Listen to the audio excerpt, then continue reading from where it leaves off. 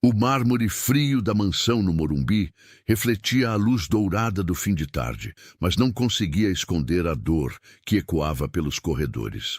Ajoelhada no hall, Sônia passava o pano de limpeza com dedos que tremiam involuntariamente.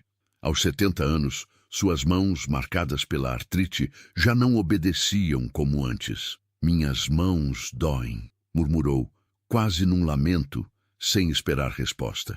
Do topo da escadaria, surgiu Camila. Tinha apenas 30 anos, mas no rosto trazia a arrogância de quem se achava dona de tudo. Desceu devagar, os saltos marcando cada passo como se fossem martelos. O vestido de grife abraçava seu corpo esguio, e o sorriso frio que exibia feria mais do que qualquer palavra. "Ah, Sônia, suas mãos doem? Que pena, mas o chão não vai se limpar sozinho, não é mesmo?" Em seguida, o riso, claro, cristalino, mas cruel, ecoou pelas paredes como lâmina, cortando fundo. As 3 empregadas que presenciaram a cena baixaram os olhos. Maria, a governanta antiga, apertou os punhos. Lembrava-se de como Sônia sempre a tratara com dignidade, tão diferente do que via agora. Camila se aproximou, inclinando-se para que apenas a sogra ouvisse. "Talvez seja a hora de pensar em um lar de idosos. Lá você não precisaria se preocupar com limpeza. Não acha?" Sônia sentiu o veneno escondido nas palavras. Conhecia bem aquele tom. Camila não falava de cuidado, mas de afastamento. A idosa respirou fundo, tentando controlar a dor física e a humilhação. O rosto do falecido marido lhe veio à mente, e com ele a lembrança da promessa feita pelo filho. Nunca abandoná-la. Camila se ergueu e caminhou de volta, deixando atrás de si o perfume caro misturado ao cheiro de desinfetante. Sônia enxugou discretamente uma lágrima com o mesmo pano que usava para limpar o chão. Cada lágrima, mais um pedaço de sua dignidade que escorria. As empregadas trocavam olhares silenciosos. Rosa, a mais jovem, ensaiou um passo à frente, mas Maria a conteve com um gesto discreto. Todas sabiam o risco de interferir. Camila não precisava ameaçar em voz alta. Sua postura deixava claro que qualquer insubordinação custaria o emprego delas. Sônia continuou esfregando o chão. A dor queimava nas articulações, mas dentro dela algo diferente começava a nascer. Não era apenas sofrimento, era uma semente de resistência. Uma faísca que ainda não sabia como, nem quando, mas cedo ou tarde iria crescer. Naquele mesmo instante, enquanto Camila desaparecia escada acima, Maria pensava consigo: isso não vai durar para sempre. O riso cruel que ecoou naquele hall seria lembrado, não só por Sônia, mas por todos que testemunharam. Era o tipo de som que deixa marcas, que acende dúvidas, que mais cedo ou mais tarde se transforma em prova contra quem o emitiu. E ali, no mármore frio que refletia a dor de uma mãe humilhada, começava uma história que mudaria para sempre o destino daquela casa. Para entender o veneno de Camila, era preciso voltar no tempo. 3 anos antes, quando conheceu Henrique em uma festa beneficente, ela acreditou ter encontrado a chave de todos os seus sonhos: dinheiro, status e um homem devotado. Crescera em uma família de classe média alta, acostumada ao conforto, mas nunca ao luxo. Desde menina ouvira da mãe um conselho repetido como regra: um homem só pode ter uma prioridade. Se não for você, será outra. No começo do casamento, Camila tentou conquistar Sônia com presentes caros e sorrisos ensaiados, mas logo percebeu que havia algo impossível de apagar: o elo entre mãe e filho. Para Henrique, a mãe não era apenas família, era amiga, confidente, base. Mesmo após enriquecer, comprando a mansão no Morumbi, era a mãe quem ocupava o lugar central em seu coração. E isso corroía Camila por dentro. Cada jantar cancelado para acompanhar Sônia ao médico, cada tarde em que Henrique preferia ficar na varanda conversando com a mãe em vez de sair com a esposa, cada brilho nos olhos dele ao falar da infância, tudo se tornava combustível para o ciúme. A gota d'água foi a redecoração da sala. Camila contratou um decorador renomado, gastou uma fortuna em móveis importados e ordenou que todas as fotos de família fossem guardadas no sótão. Quando Henrique viu a sala sem nenhum traço da mãe, explodiu. Camila, essa também é a casa da minha mãe. Como você pôde apagar a presença dela daqui? Aquela frase foi uma ferida aberta. Naquela noite, Camila entendeu que não venceria sendo cordial. Se não pudesse apagar Sônia com sutileza, faria de sua vida um tormento até que a própria sogra pedisse para ir embora. O plano era perverso em sua simplicidade. Nunca gritos, nunca discussões diante de Henrique. Ao contrário, mantinha sempre a fachada da nora dedicada e solícita. Mas quando estavam sozinhas, a máscara caía. No início, eram pequenas humilhações, pedidos gentis para que Sônia ajudasse com tarefas domésticas. Depois, a imposição de horários rígidos para refeições, a restrição das visitas de velhos amigos, o isolamento disfarçado de cuidado. Aos poucos, Sônia, que antes era o coração vivo da casa, transformou-se em uma sombra caminhando pelos corredores. O mais cruel era como Camila justificava suas ordens. Dizia às empregadas que queria manter Sônia ativa. Comentava com conhecidos que o trabalho era terapêutico para idosos. Chegou a insinuar que a sogra estava ficando confusa, plantando a ideia de que precisava de supervisão. Na verdade, cada gesto de dor de Sônia era uma vitória secreta para Camila. Ver as mãos trêmulas segurando um pano de chão, ouvir um gemido abafado, notar o olhar cansado, tudo era prova de que estava vencendo a guerra invisível. O prazer de Camila era tão perverso que ela não percebia o abismo em que caía. Quanto mais humilhava, mais se afastava do marido, ainda que não notasse. Para ela, o que importava era apenas uma coisa: eliminar a concorrência. E no seu entendimento distorcido, a concorrente era a sogra. O ciúme se transformara em obsessão. Uma obsessão que, sem que Camila percebesse, plantava também as sementes de sua ruína. A rotina cruel que Camila estabeleceu na mansão era meticulosa. Embora a casa contasse com 3 empregadas fixas: Maria, a governanta experiente, Lúcia, responsável pela cozinha, e Rosa, a mais jovem, encarregada da limpeza. Camila fazia questão de impor as tarefas mais pesadas justamente para Sônia. Sogra querida, dizia com o sorriso doce que escondia veneno, poderia limpar os banheiros do 2º andar? As meninas estão ocupadas. Sei que você não se importa em ajudar. Não era um pedido. Era uma ordem mascarada.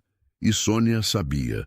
Qualquer hesitação resultaria em comentários venenosos de que estava se aproveitando da boa vontade do filho e vivendo às custas da família.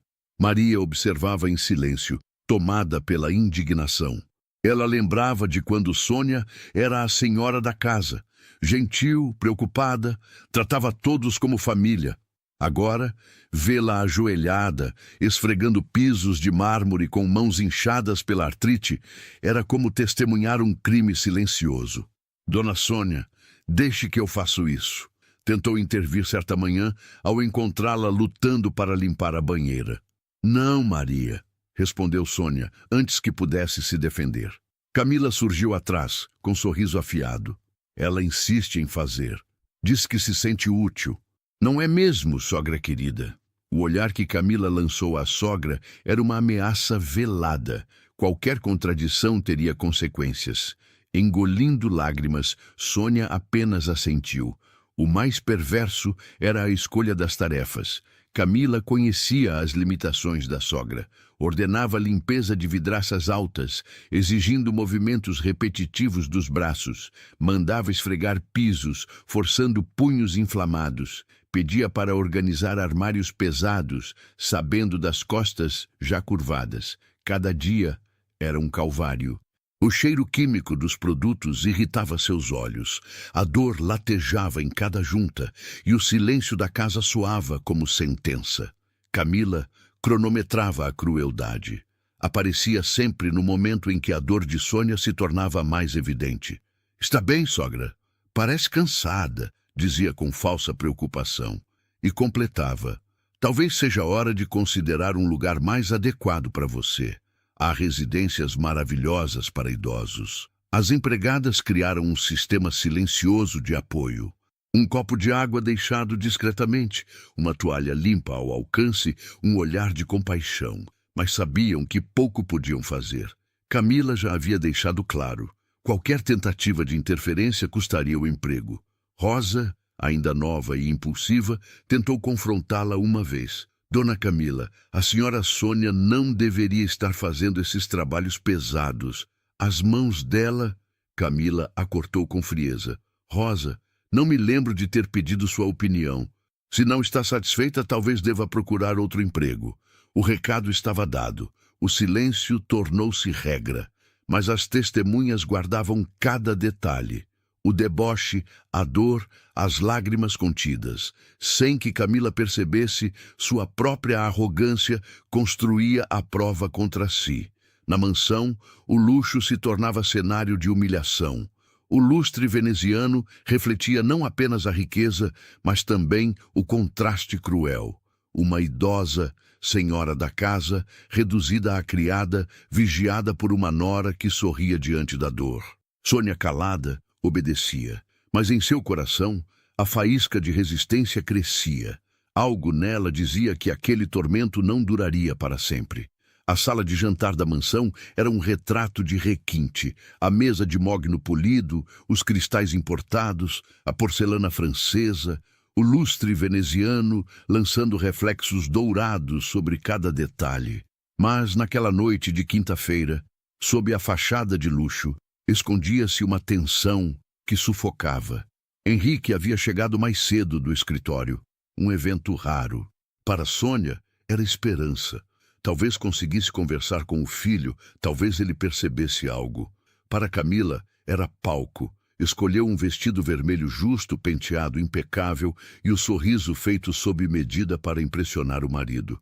Sentada à mesa, Sônia escondia as mãos inchadas sob o guardanapo. Tentava disfarçar o tremor, mas a dor não permitia silêncio completo. Henrique falava animado sobre contratos, investidores, planos de expansão. Camila o ouvia atenta, elogiando a cada frase. Sônia permanecia calada, sentindo-se um adereço invisível. Quando tentou erguer a xícara de chá, os dedos falharam. A porcelana escorregou, despencando no mármore. O estilhaço ecoou como um tiro. O líquido quente se espalhou, refletindo a luz do lustre como um espelho quebrado. Minhas mãos, elas não aguentam mais, murmurou Sônia, a voz embargada.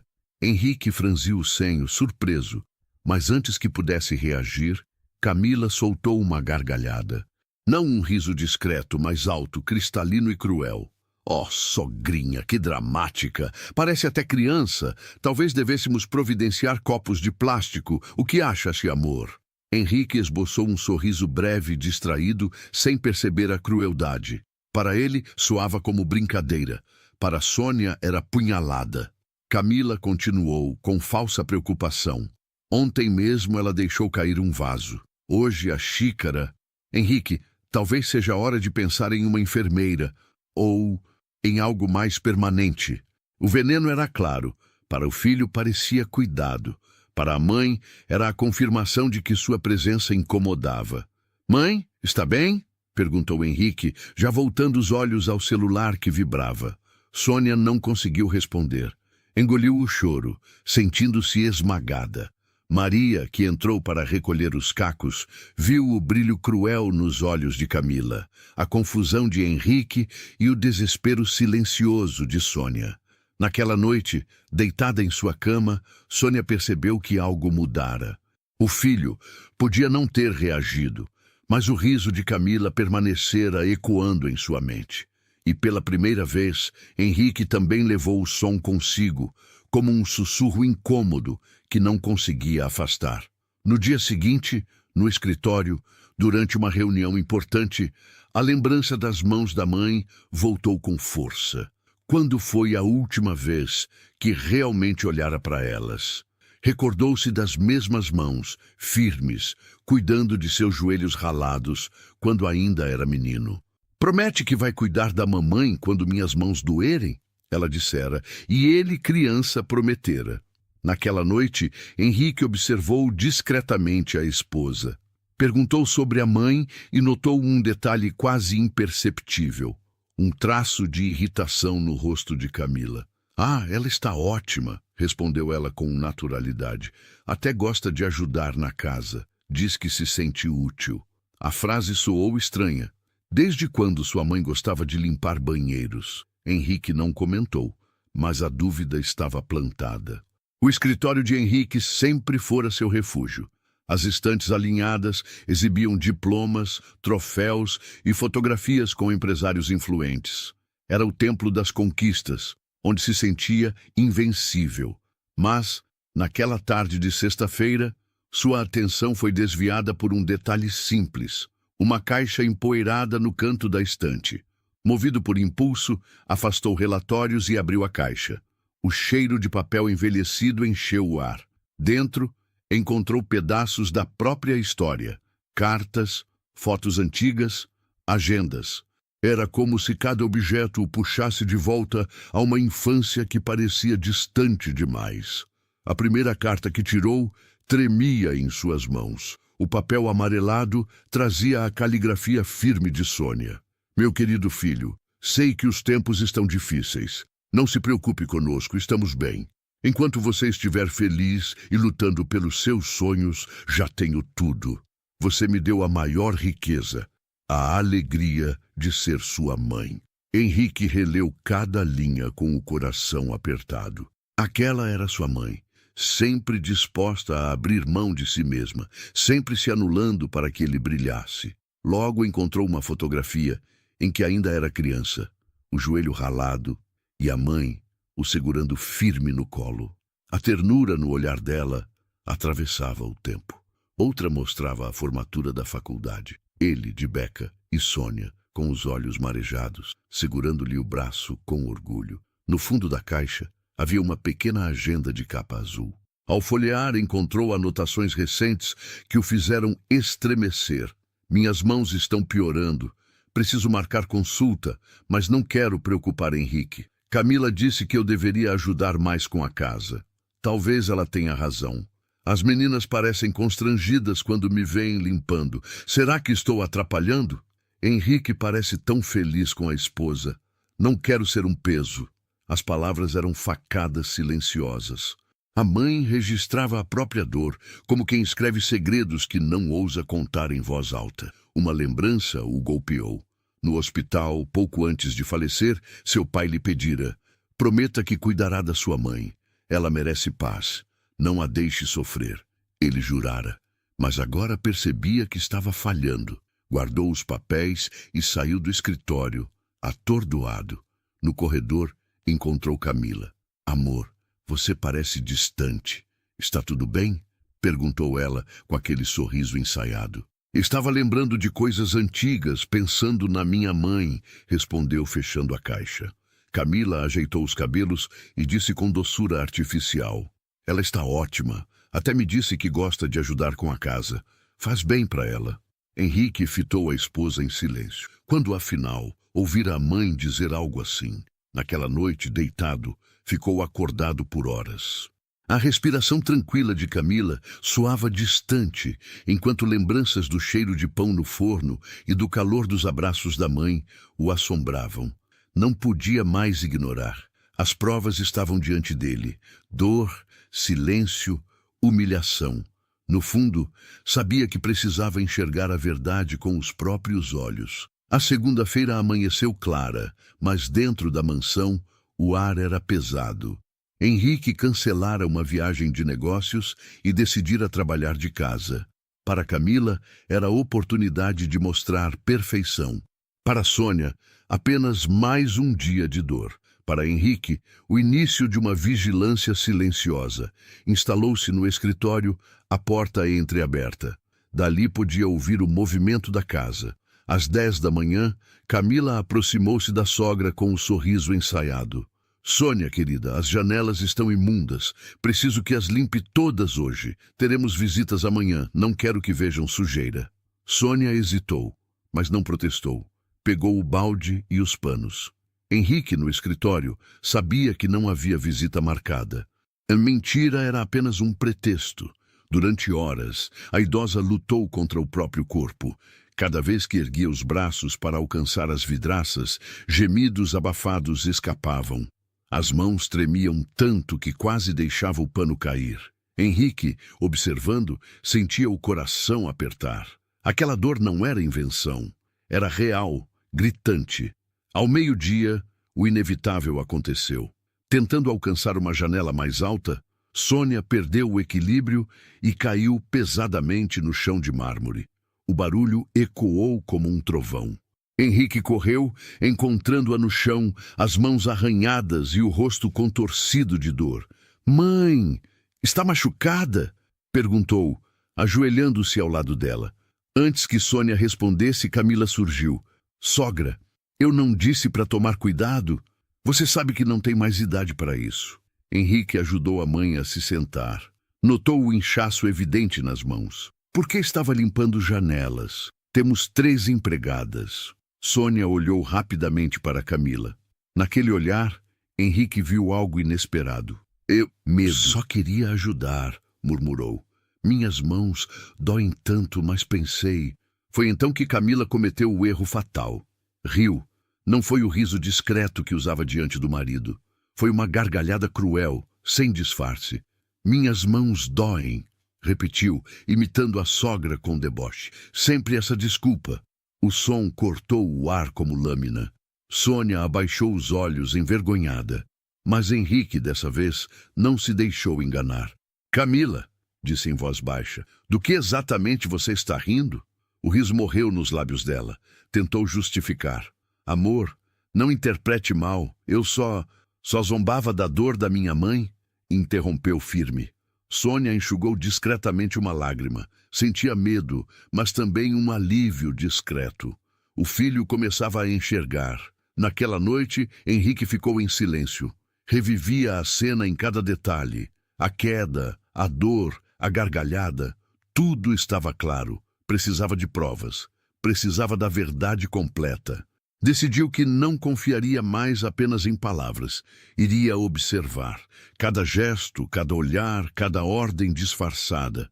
No fundo, sabia que essa escolha mudaria para sempre a dinâmica da casa. Henrique não voltou ao escritório nos dias seguintes. Instalou-se de vez em casa, disfarçando o motivo. Camila acreditava que era para descansar, mas, na verdade, ele observava cada detalhe. O que viu confirmou suas suspeitas. Na terça-feira, às 9 da manhã, ouviu quando Camila se aproximou da sogra. "Sônia, querida, preciso que esfregue os banheiros do 2º andar. As meninas estão ocupadas." O tom doce escondia ferro. Sônia, sem forças para negar, pegou os produtos de limpeza. Henrique seguiu-a discretamente. A cada movimento, as mãos dela tremiam, os dedos se dobravam com dificuldade. Não havia nada de atividade terapêutica. Era tortura. Mais tarde, encontrou Maria no corredor. Chamou-a de repente. "Maria, minha mãe tem ajudado muito na limpeza?"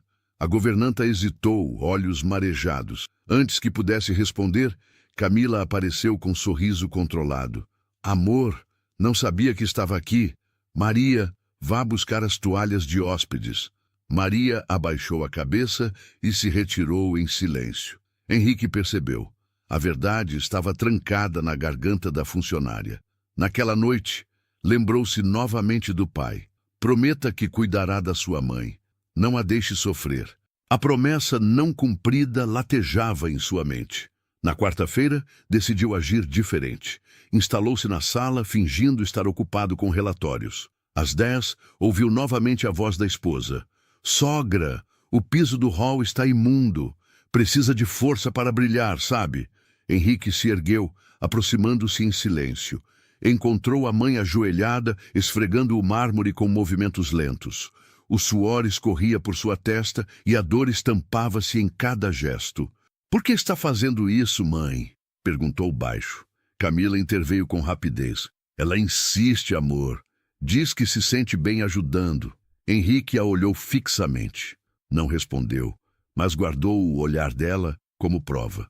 As empregadas já não conseguiam esconder a indignação. Rosa, a mais nova, deixou um copo de água ao lado de Sônia, disfarçando como quem limpava a mesa. Lúcia, na cozinha, murmurava orações para que aquilo tivesse fim. Maria, com lágrimas contidas, esperava o momento certo para falar. Na quinta-feira, o estopim.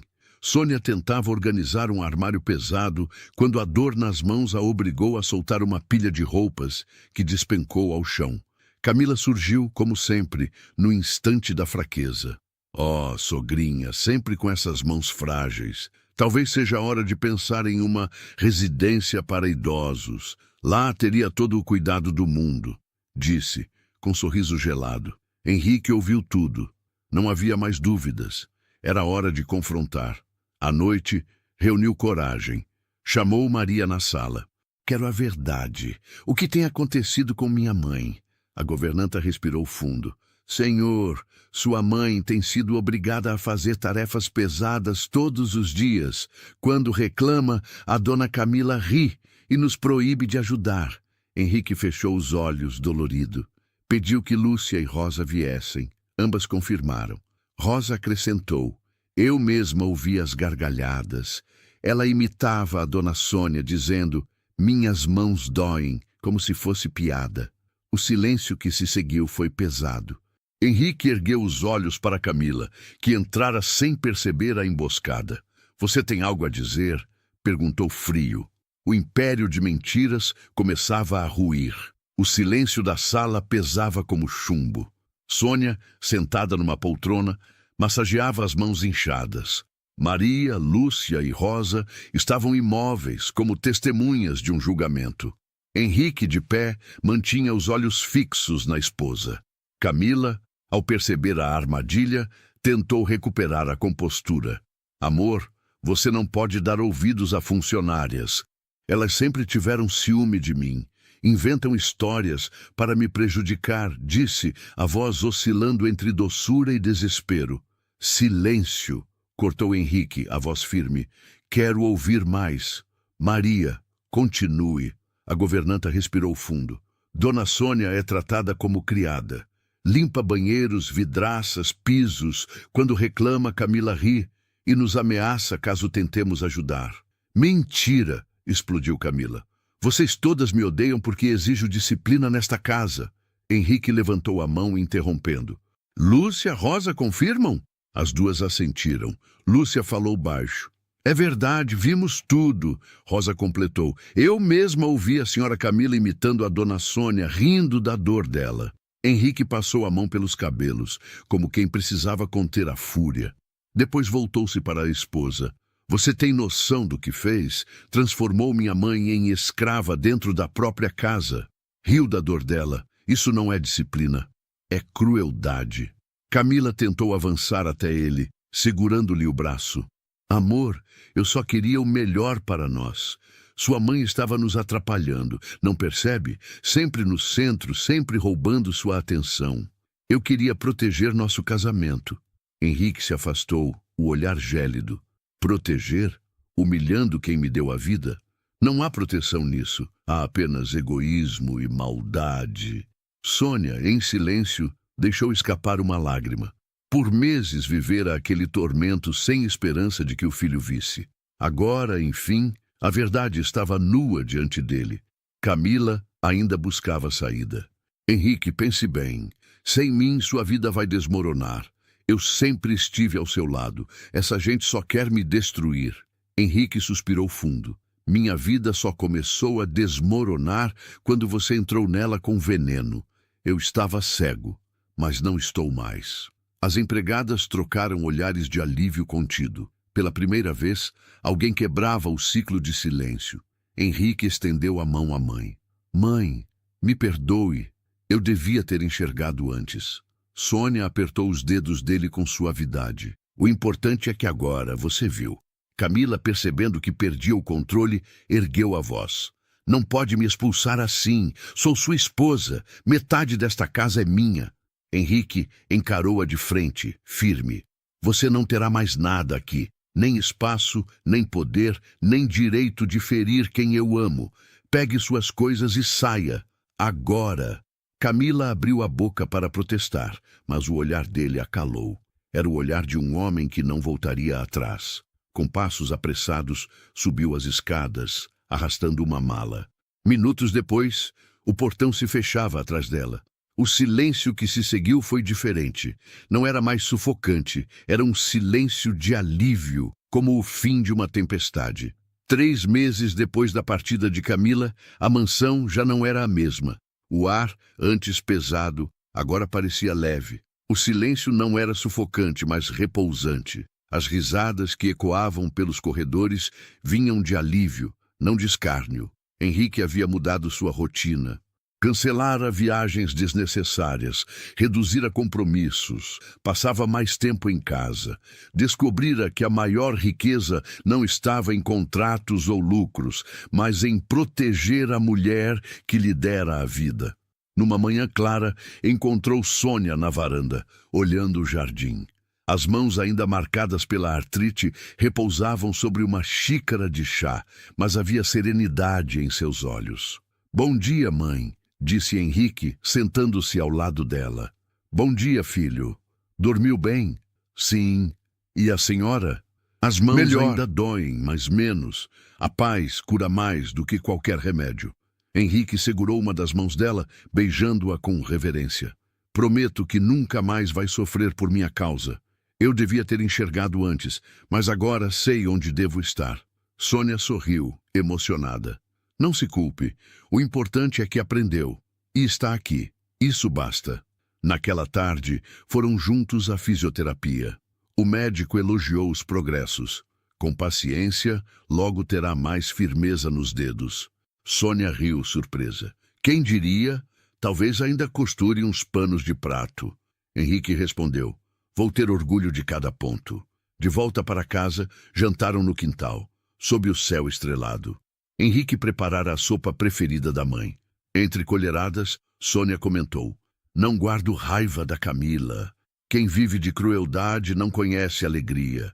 Ela perdeu o mais precioso, uma família." Henrique concordou em silêncio. Pela primeira vez, entendia a profundidade das palavras da mãe. Dias depois, trouxe uma proposta. "Mãe, vamos viajar. Me diga um lugar que sempre quis conhecer." Os olhos dela brilharam. "Queria visitar a cidade onde meus pais se conheceram. Sempre sonhei em ver onde tudo começou." "Então é lá que iremos", prometeu. E cumpriu. Caminharam juntos pelas ruas antigas, riram como nos velhos tempos. Sônia se emocionou ao tocar os portões da igreja onde os avós de Henrique haviam se casado. "Essas mãos", disse ela olhando para as próprias, "já costuraram roupas, prepararam refeições, enxugaram lágrimas, agora tocam a história da nossa família." Henrique apertou as mãos dela com ternura. "São as mãos mais preciosas do mundo, e eu nunca mais vou esquecê-las." O sol se punha, tingindo o céu de dourado. Para Sônia, não havia mais dor capaz de apagar aquele momento. Para Henrique, não havia triunfo maior do que cumprir a promessa feita ao pai. "E você já presenciou alguém ser tratado com injustiça dentro da própria família? Já viu uma mãe ser humilhada quando merecia apenas cuidado? Essa história nos lembra que nenhuma fortuna vale mais do que honrar quem nos deu a vida. As mãos que hoje doem foram as mesmas que nos levantaram ontem. Elas merecem respeito, cuidado e gratidão." Se essa história tocou o seu coração, deixe seu comentário, curta e compartilhe. Porque no fim, quando tudo se desfaz, só permanece o amor que construímos. "Eu devia ter proibido o Eduardo de trazer você. Com essa cara de pobre, estraga até as minhas fotos." A frase cruel da noiva milionária ecoou no salão como um trovão em dia claro. E antes que alguém pudesse reagir, Isadora Monteiro ergueu o pé delicadamente calçado em um salto branco e, sem hesitar, chutou a cadeira onde a sogra pobre estava sentada. O barulho seco do impacto fez alguns convidados soltarem um suspiro de espanto. Dona Marlene quase caiu no chão, mas conseguiu se segurar na toalha da mesa para não desabar. O silêncio que tomou o salão do buffet luxuoso nos Jardins de São Paulo foi sufocante. Entre lustres de cristal e arranjos de flores caríssimos, a cena parecia tão absurda quanto real. Marlene, com seu vestido azul marinho emprestado por uma vizinha, destoava do brilho ao redor. Os sapatos estavam gastos, mas haviam sido lustrados com carinho. Ela só queria ver o filho realizar seu sonho de se casar, mesmo sabendo que sua presença incomodava. E incomodava tanto que a noiva a tratou como um estorvo. O pior foi ver o próprio filho, Eduardo, permanecer imóvel. O coração dele apertava, mas os olhos não se erguiam. Preferiu fingir que não via. A vergonha da própria mãe falava mais alto do que a gratidão. Isadora ajeitou o vestido impecável e ergueu o queixo com arrogância. Para ela, a cena não era um deslize, era uma demonstração de poder. Mostrar àquela mulher pobre o seu lugar diante de todos os convidados era, para a noiva, uma vitória. Alguns riram nervosos, outros desviaram os olhos. Ninguém teve coragem de intervir. Marlene, por sua vez, sentou-se de novo devagar. Suas mãos trêmulas descansaram sobre o colo, mas sua alma queimava. A dor física não importava. O que doía era a humilhação pública, especialmente com o silêncio do filho. Ainda assim, respirou fundo, tentava recompor a dignidade, e foi nesse instante que algo dentro dela começou a mudar. Uma coragem acumulada em anos de sacrifício despertou. A mesma coragem que a sustentou quando trabalhou de faxina para pagar o estudo de Eduardo, quando dormiu em colchões velhos para que o filho tivesse cama. Aquela mulher pobre, que parecia pequena diante de tanto luxo, tinha uma força que ninguém ali imaginava. A música voltou a tocar. Os garçons circularam com taças de champanhe e a festa continuou, como se nada tivesse acontecido. Mas para quem testemunhou, aquela cena jamais seria esquecida.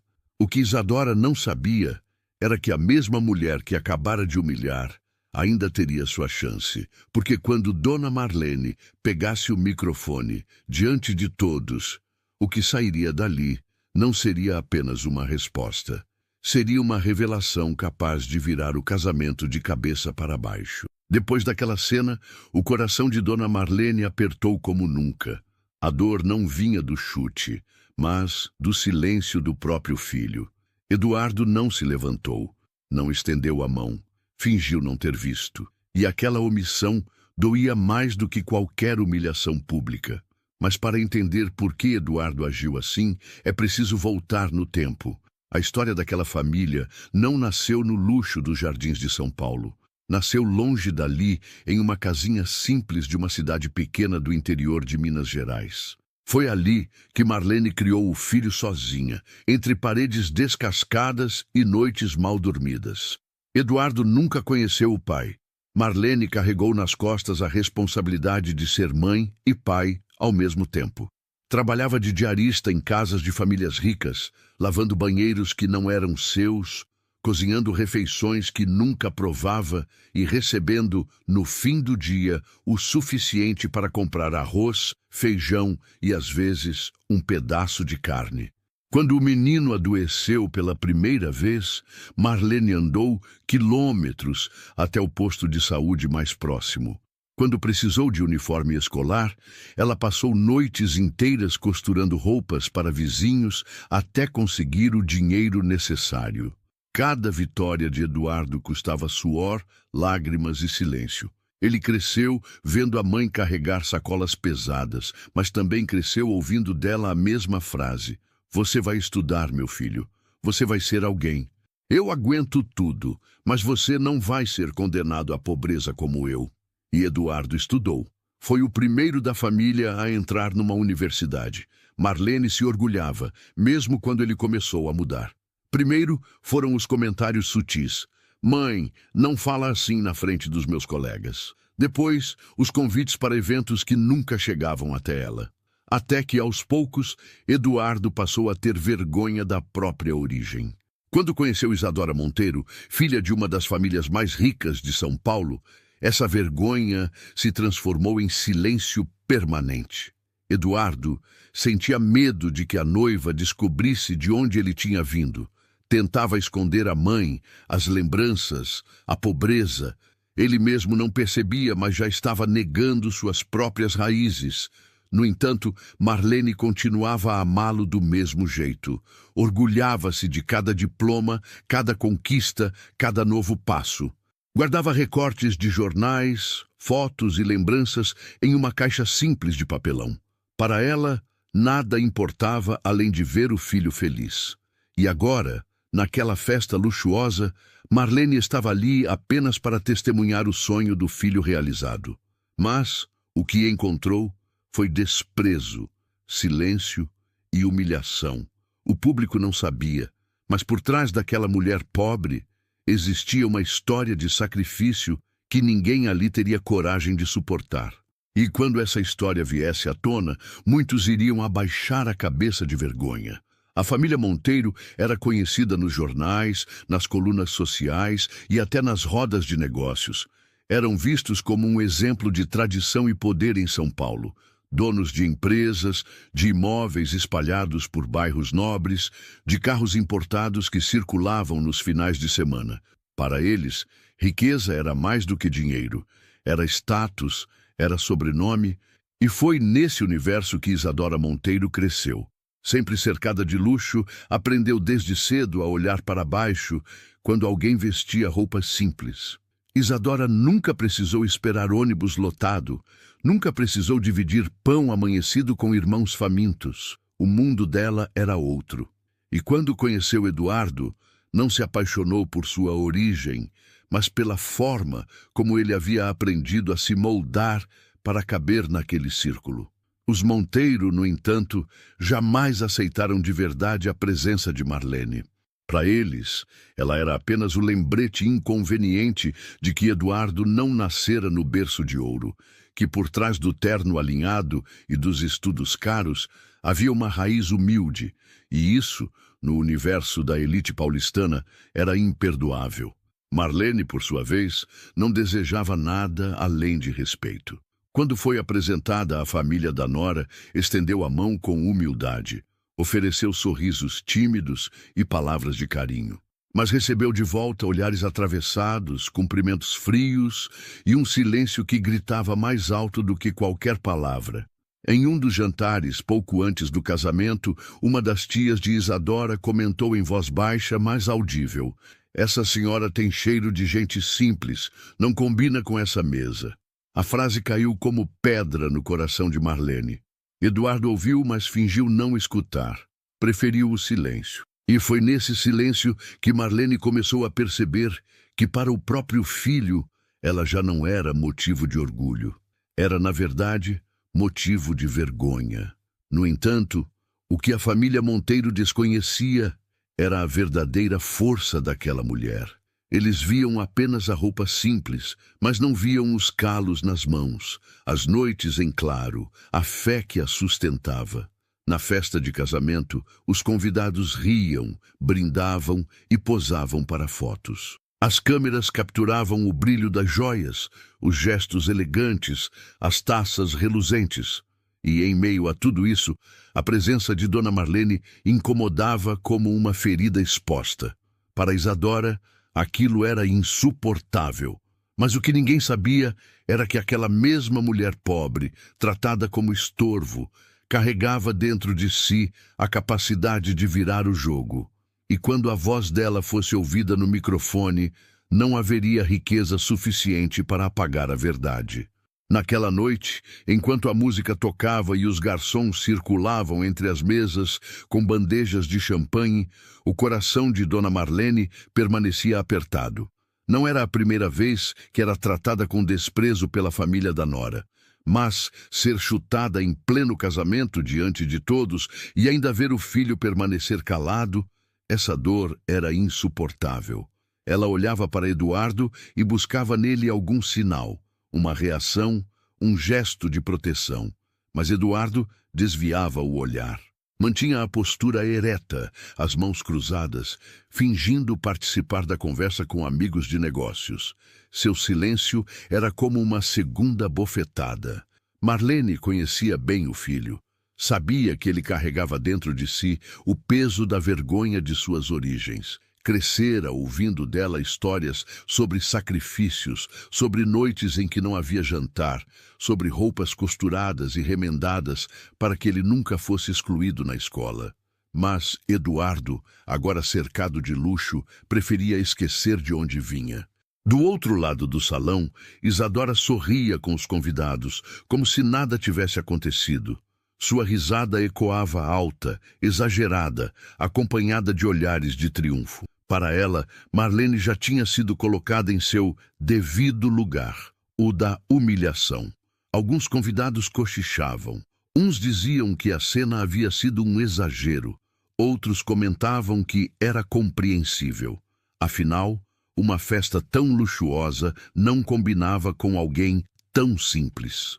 Esse tipo de comentário doía ainda mais, porque deixava claro que, naquele ambiente, a pobreza era vista como um defeito, não como uma história de luta. Marlene respirava fundo, tentando se recompor. Queria sorrir, queria disfarçar, mas as lágrimas insistiam em se acumular nos olhos. Pensava em voltar para casa, mas algo dentro dela pedia para ficar. Uma voz interior repetia: não é hora de fugir. Você ainda vai falar. Você ainda vai mostrar quem é. Eduardo, mesmo calado, sentia o peso da própria covardia. Em algum canto do coração, ele lembrava das vezes em que a mãe ficava acordada costurando roupas para que ele tivesse o uniforme limpo. Lembrava das marmitas que ela preparava, mesmo quando não havia quase nada na panela. Lembrava do esforço dela para que ele chegasse até ali. Mas, diante da elite, preferia enterrar essas memórias.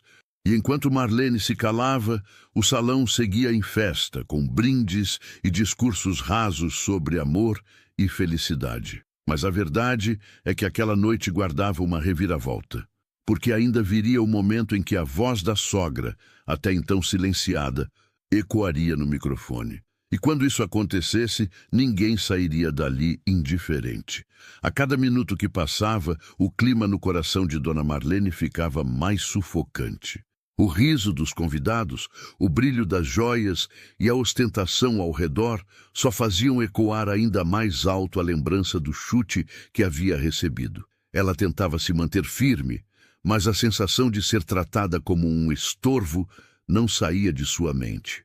Isadora continuava andando pelo salão com altivez, como se fosse a dona do mundo. A cada passo, parecia reforçar a ideia de que apenas sua família tinha valor. Para ela, Marlene não passava de um incômodo, uma pedra no sapato que precisava ser escondida. Enquanto isso, Eduardo permanecia calado. O silêncio dele pesava mais do que qualquer palavra. Naquela altura, muitos convidados já notavam que o noivo evitava olhar para a própria mãe. Alguns cochichavam, outros apenas observavam com discrição. A verdade é que o desprezo era visível. Marlene, contudo, não se levantou, não saiu da festa. Manteve-se firme, como quem pressentia que ainda teria seu momento. E dentro dela, a lembrança de todas as lutas que travou na vida se transformava em uma chama de coragem. Você que está assistindo a essa história, me diga uma coisa. De onde você está acompanhando esse vídeo agora? E me responda nos comentários. Até aqui, o que você faria se estivesse no lugar dessa mãe? Ficaria em silêncio ou enfrentaria tudo de cabeça erguida? Quero saber sua opinião. Aproveita também para curtir este vídeo, se inscrever no canal e compartilhar com alguém que você acha que precisa ouvir essa mensagem. Histórias como essa podem transformar corações. De volta ao salão, a música seguia, mas o desconforto era palpável. Alguns familiares de Isadora fingiam que nada tinha acontecido. Outros riam nervosos, tentando mudar de assunto. Era como se todos soubessem que aquela cena tinha passado do limite, mas ninguém ousava desafiar a noiva milionária. Eduardo, por dentro, sentia um peso que crescia a cada segundo. Sua mente voltava aos dias em que a mãe trabalhava até de madrugada para garantir seu futuro. Voltava ao cheiro de comida simples na mesa, ao barulho da máquina de costura que ecoava pelas madrugadas. E agora, em pleno casamento, fingia não lembrar de nada disso. Para Marlene, aquele silêncio do filho era o golpe mais duro. Mas ela não iria embora. Não daquela forma. Ainda havia algo que precisava ser dito. E quando chegasse a hora, todos os presentes, inclusive o próprio Eduardo, teriam que ouvir a verdade. A festa seguia com discursos ensaiados, brindes e sorrisos falsos. O salão estava repleto de gente importante, empresários conhecidos e políticos que circulavam como se cada passo fosse parte de um teatro. Tudo parecia cuidadosamente planejado, exceto pelo silêncio constrangedor que ainda pairava depois da cena do chute. Isadora Monteiro, a noiva milionária, percebia o incômodo, mas não parecia se importar. Pelo contrário, quanto mais percebia o desconforto dos outros, mais se sentia no controle. Para ela, humilhar a sogra pobre tinha sido uma forma de marcar território, de mostrar que não toleraria ninguém que atrapalhasse sua imagem de perfeição. E como se o chute não fosse suficiente, Isadora decidiu ir além. Pediu ao mestre de cerimônias que lhe entregasse o microfone. O pedido causou surpresa, mas ninguém ousou negar. Afinal, era a noiva quem mandava naquela festa. "Queridos convidados", começou Isadora com a voz doce e carregada de ironia. "Quero agradecer a todos por estarem aqui nesta noite tão especial. Este casamento representa a união de duas famílias, mas acima de tudo, representa valores que não podem ser ignorados." Ela caminhava pelo palco improvisado no salão, seus olhos brilhando mais de soberba do que de amor. Eduardo, ao lado dela, apenas a observava em silêncio, sem coragem de interromper. Algumas pessoas acham que podem se misturar, que podem ocupar lugares que não lhes pertencem. Acham que, só porque estão ligadas a alguém importante, podem ser vistas como iguais. Mas não é assim que funciona. Status não se compra com esforço barato. As palavras eram cortantes, disfarçadas de um discurso elegante, mas todos sabiam para quem eram direcionadas. Os olhares começavam a se voltar para Marlene, que permanecia sentada em um canto, tentando se manter firme, mesmo sentindo a vergonha arder na pele. Isadora, satisfeita com a atenção que recebia, continuou. "É triste quando alguém não entende seu lugar, quando não percebe que a grandeza não está em tentar aparecer, mas em saber ficar em silêncio." Alguns convidados riram nervosos, outros apenas baixaram os olhos. Mas a mensagem estava clara. A sogra pobre estava sendo humilhada publicamente diante de todos. Marlene respirou fundo. O coração disparava, mas no fundo uma certeza crescia. A hora dela também chegaria. E quando chegasse, não seria para pedir desculpas ou se justificar. Seria para mostrar a todos ali que dignidade não se mede pelo preço de um vestido, mas pela história que cada um carrega. Naquele instante, sem que ninguém esperasse, ela tomou uma decisão silenciosa. A próxima vez que o microfone mudasse de mãos, a festa jamais seria a mesma. O silêncio depois do discurso de Isadora pesava mais do que o som de qualquer música. O salão inteiro parecia dividido entre a elegância superficial e a vergonha escondida. Foi nesse momento que Dona Marlene se levantou. Seus passos eram firmes, mesmo que o coração acelerasse. Ela caminhou até a frente, encarando a noiva com uma serenidade que contrastava com a arrogância da outra. Aproximou-se do mestre de cerimônias e pediu o microfone. Houve um murmúrio entre os convidados, como se todos soubessem que algo grande estava prestes a acontecer. Eduardo arregalou os olhos, incapaz de acreditar no que via. Com as mãos trêmulas, Marlene levou o microfone à boca. Por um instante, o salão inteiro se calou. Então sua voz ecoou clara. "Isadora, Você me chutou como se eu fosse nada. Mas deixa eu te dizer uma coisa. Se meu filho está de pé hoje, se ele estudou, se ele veste esse terno caro, é porque eu me ajoelhei no chão para limpar casas e lavar roupas. Foi com minhas mãos cheias de calos que eu construí o futuro que ele tem. Alguns convidados baixaram a cabeça, constrangidos. Outros arregalaram os olhos diante da coragem daquela mulher. Ela fez uma pausa. Olhou para Eduardo e continuou. E você, meu filho, não pense que eu não percebi a vergonha nos seus olhos cada vez que eu aparecia. Você esqueceu que foi do meu suor e das minhas lágrimas que nasceu cada degrau da sua vida. Eu vendi meus sonhos para que você tivesse os seus. E mesmo assim, hoje me deixou ser humilhada diante de todos. Eduardo sentiu as pernas fraquejarem. O rosto corou e lágrimas começaram a brotar. Pela primeira vez naquela noite, ele não conseguiu esconder sua dor. Mas Marlene não parou por aí. Voltou o olhar para a plateia e ergueu a voz. Riqueza nenhuma dá o direito de pisar em alguém. Dinheiro nenhum compra caráter. Eu posso ser pobre, mas trago comigo algo que vocês nunca vão comprar. A dignidade de quem lutou uma vida inteira e nunca precisou humilhar ninguém para se sentir grande. O salão, que até então parecia cúmplice do silêncio, explodiu em murmúrios. Havia quem enxugasse lágrimas discretamente, e outros que encaravam Isadora com reprovação. Por fim, Marlene encarou a noiva diretamente. Você pode usar o vestido mais caro, pode ter a festa mais luxuosa, mas quem chuta uma mãe diante do próprio filho mostra que não tem grandeza alguma. E o mundo inteiro precisa saber disso. O silêncio que se seguiu não foi de constrangimento, mas de impacto. A revelação estava feita. O salão ficou em silêncio por alguns segundos que pareceram eternos. O som do ar-condicionado e o tilintar distante de uma taça caindo no chão foram os únicos ruídos que ousaram existir depois das palavras de Dona Marlene. Isadora, a noiva milionária, permanecia de pé, mas sua expressão havia mudado. O sorriso de triunfo que exibia minutos antes desapareceu. Os olhos, antes cheios de arrogância, agora piscavam rápido, tentando disfarçar a fúria e o medo.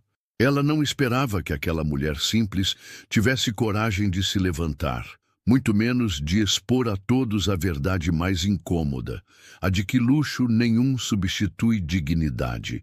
Os convidados estavam atônitos. Uns se entreolhavam em silêncio, outros cochichavam, chocados com a coragem de Marlene. Algumas senhoras mais velhas assentiam discretamente, como quem reconhecia naquelas palavras ecos da própria vida. Havia também quem enxugasse lágrimas, comovido pela força da revelação.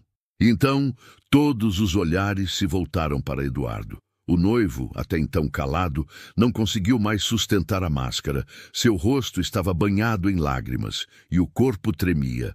Cada palavra da mãe era como uma ferida sendo aberta diante de todos. Ele lembrava das marmitas simples que ela preparava, das noites em que a ouvia chorar baixinho para que ele não percebesse. Lembrava de quando sonhou em desistir da faculdade e ela trabalhou dobrado para que ele continuasse. Agora, vendo a mãe firme diante de todos, ele se deu conta da própria covardia. A vergonha que carregava dela se transformava em vergonha de si mesmo. Isadora, tentando retomar o controle, pegou o microfone de volta por um instante. Isso é ridículo. Vocês estão acreditando em uma mulher que nunca teve nada. Essa gente fala bonito, mas nunca pertenceu a esse mundo. Mas dessa vez, a reação foi diferente. Murmúrios de reprovação ecoaram pelo salão. Alguém ao fundo comentou em voz alta: pertencer a esse mundo? Depois do que ouvimos, quem não pertence é você. A fúria tomou conta do rosto de Isadora, mas ela percebeu que havia perdido o apoio. Aquele era o momento em que sua máscara de perfeição começava a rachar diante de todos. Enquanto isso, Marlene permanecia firme. O microfone ainda em mãos, os olhos marejados, mas a postura ereta. Ela não havia apenas defendido a si mesma. Havia lembrado ao próprio filho e a todos os presentes que amor e sacrifício valem mais que qualquer joia. O ambiente estava carregado, mas todos sabiam. A festa já não era mais a mesma. O que restava agora era a reação final de Eduardo. Seria ele capaz de reconhecer a mãe diante de todos, ou continuaria prisioneiro da vergonha? O silêncio no salão parecia gritar. Todos olhavam para Eduardo, esperando sua reação. Ele tremia, incapaz de sustentar o peso do próprio silêncio. Caminhou até a frente, os olhos marejados, e pediu o microfone das mãos da mãe. Dona Marlene hesitou, mas entregou. A voz de Eduardo saiu embargada. Mãe, eu fui covarde. Passei anos tentando esconder a senhora como se a sua simplicidade fosse motivo de vergonha. Hoje percebo que a vergonha era minha, por negar quem me deu tudo. Eu só estou aqui porque a senhora me sustentou com sacrifícios que ninguém nesse salão teria coragem de suportar. Alguns convidados balançaram a cabeça em concordância, outros enxugavam lágrimas. Eduardo respirou fundo e continuou. Eu permiti que a Isadora humilhasse a senhora. Permiti que ela tratasse a minha mãe como lixo, quando na verdade a senhora é o maior tesouro da minha vida. Eu peço perdão diante de todos e prometo, nunca mais vou me calar quando se trata de defender quem me trouxe até aqui. As palavras dele ecoaram como uma confissão. O público se comoveu. A própria Marlene deixou as lágrimas escorrerem livremente, mas em seu olhar havia mais orgulho do que dor. Isadora, por sua vez, não conseguiu conter a fúria. Tentou tomar a palavra, mas sua voz saiu trêmula e descontrolada. Vocês não entendem. Essa mulher nunca pertenceu a esse lugar. Eu não vou aceitar dividir minha vida com alguém que carrega tanta miséria ao redor. Dessa vez, porém, os olhares se voltaram contra ela. Murmúrios de reprovação tomaram o salão. O luxo, o vestido caro e a arrogância já não impressionavam mais ninguém. O que restava era a imagem de uma mulher incapaz de respeitar a própria família. Eduardo então se virou para Isadora e disse em voz firme: Se você não é capaz de respeitar minha mãe, então não é capaz de me respeitar, porque tudo o que sou, devo a ela. E eu não vou mais permitir que a senhora seja tratada como nada. O salão explodiu em aplausos. Não eram aplausos para o noivo, mas para a coragem tardia de reconhecer a mãe. Isadora, ofendida e derrotada, deixou o palco. Sua imagem diante da elite estava destruída. Marlene permaneceu de pé, emocionada.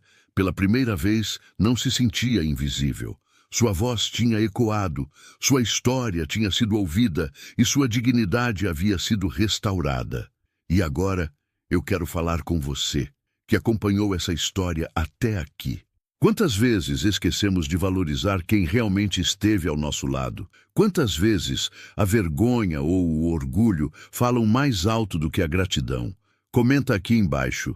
Qual foi o maior sacrifício que alguém já fez por você e que você nunca esqueceu? Sua resposta pode inspirar outras pessoas. E não se esqueça, curta o vídeo, se inscreva no canal e compartilhe essa história.